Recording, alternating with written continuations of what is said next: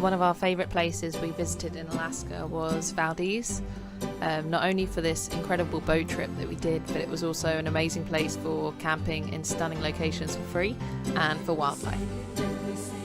For this boat trip to Columbia Glacier, we went with a company called Lulubelle, and the trip cost us about $100, but it was definitely worth every penny.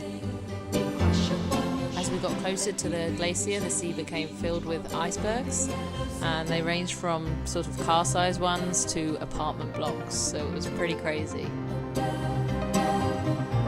We got to within a quarter mile of the face of the glacier, which doesn't sound like much, but when you consider the face is as tall as a football pitch, we felt pretty small in comparison. The engine was turned off so we could spend some time watching the glacier calve. We'd hear the noise of it cracking and have to quickly scan the glacier to work out where it was falling from, and it was literally like watching a live documentary.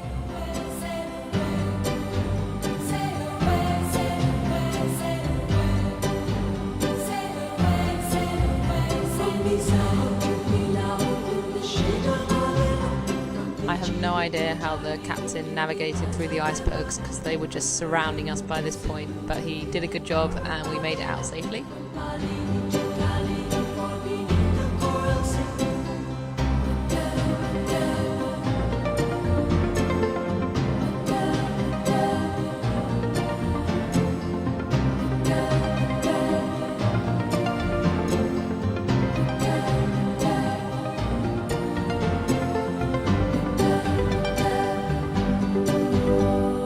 The captain was in no rush to get us back, so when we saw some porpoises, he let us take our time and we watched them ride the bow of the boat.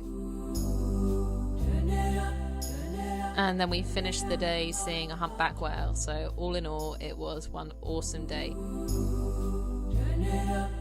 Once we got back to Valdez, we found the perfect place to camp for the night right by a river, and Craig cracked on to dinner. What are you cooking, Craig? Bit of a chili con verduras today for the non-Spaniards amongst us. That is chili with vegetables, essentially vegetable chili.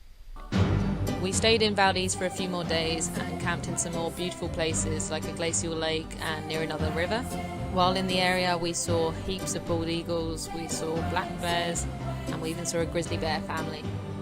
We thought the bears were just eating on top of a hill, but when we zoomed in with our cameras we saw they were basically on the rubbish dump. It was really sad that these bears, instead of being out in the wilderness, were rummaging through rubbish, and it's a shame the town doesn't have a better system to keep them out of the dump. After watching the bears, we headed back to our camp spot by the river and spent the evening just gazing at the mountains as the sun set around 11 p.m.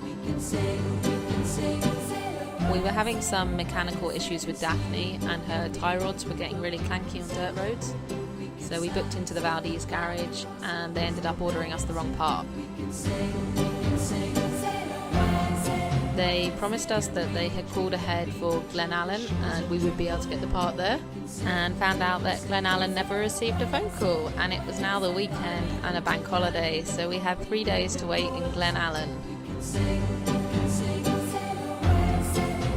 It wasn't the most riveting of places to spend a few days, but we did find a little place where we could go for a swim in the river, and we saw these insane clouds where it was like bubbles in the sky, and we've never seen that before. We finally got our tie rods fixed, and it was only afterwards that the mechanic told us that he didn't have the machine to do wheel alignment, so we had to drive to the next town of Tok with the really wonky steering wheel. Tok was the final stop for us in Alaska. We managed to get our wheels aligned the next morning and then hit the road on our way to Canada.